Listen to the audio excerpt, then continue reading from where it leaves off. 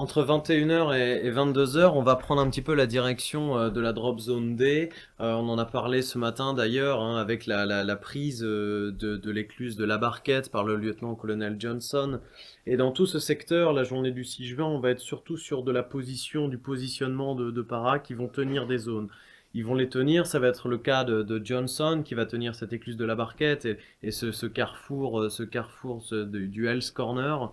On va avoir pareil de l'autre côté de cette écluse de la Barquette, de l'autre côté des marais, du côté de la Bassadeville, et bien pareil des cantonnements des unités du 501e régiment de parachutistes et notamment beaucoup de blessés qui seront dans cette zone. On va avoir une aid station qui va être créée par l'aumônier Sampson à la Bassadeville, qui va accueillir notamment des parachutistes américains blessés lors du saut ou blessés lors des premiers combats.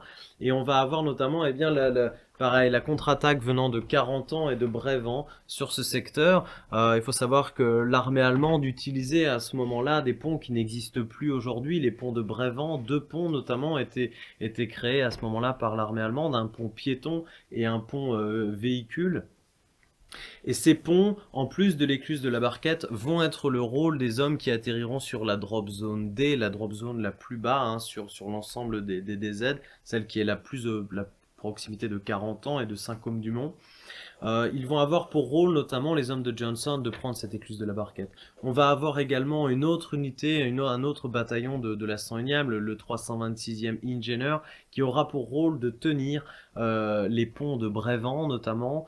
Et lorsque des unités allemandes vont venir depuis Brévent de l'autre côté du canal de 40 ans et vont tenter de prendre ces ponts pour les utiliser et rentrer dans le secteur pris par les unités américaines, les hommes du 326e Engineer, spécialisés d'ailleurs pour certains en démolition, ne vont pas avoir d'autre choix que de faire exploser ces ponts de manière à ce qu'ils ne soient pas utilisés par l'armée allemande. Voilà typiquement le rôle des parachutistes, ce que l'on va leur attribuer. Ça va être le cas des hommes de la 82, on a pu le voir cet après-midi avec le pont de la Fière. Les ponts étaient des objectifs très importants parce qu'ils permettaient notamment de passer, mais également de bloquer l'ennemi en les détruisant. Et c'est ce que va faire ce 326e Engineer au soir du 6 juin, la destruction du pont de Brévent. Si on s'y déplace aujourd'hui, alors faites attention parce qu'il y a pas mal de zones dans ce secteur qui sont d'ailleurs privées, mais si vous y allez en kayak par exemple, depuis le canal de 40 ans, vous aurez le plaisir déjà dans un premier temps d'arriver dans la BDV, un endroit assez joli.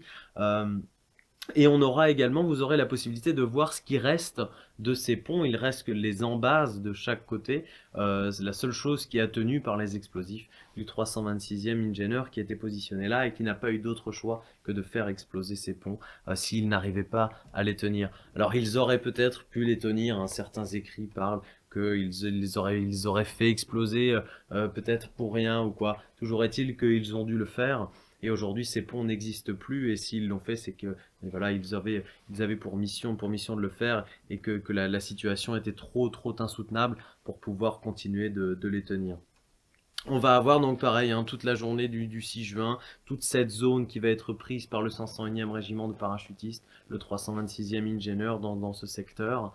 Et ils vont rester cantonnés sur cette zone jusque dans la journée du 7, du 8, tout le temps qu'on leur donnera l'ordre par la suite de traverser ce canal de 40 ans pour former, encercler la ville de 40 ans et pouvoir commencer à réfléchir à prendre 40 ans. Le 501e régiment de parachutistes prendra 40 ans, notamment par le sud, par Saint-Hilaire-Petiteville et se battra sur une autre colline 30, appelée la colline 30, qui constitue aujourd'hui le Leclerc, là où se situe le Leclerc de Saint-Hilaire. Si vous allez vous y promener, vous verrez toute cette zone étaient les lieux des combats du 501e régiment de parachutistes, mais ça dans les jours qui vont suivre le 6 juin 1944.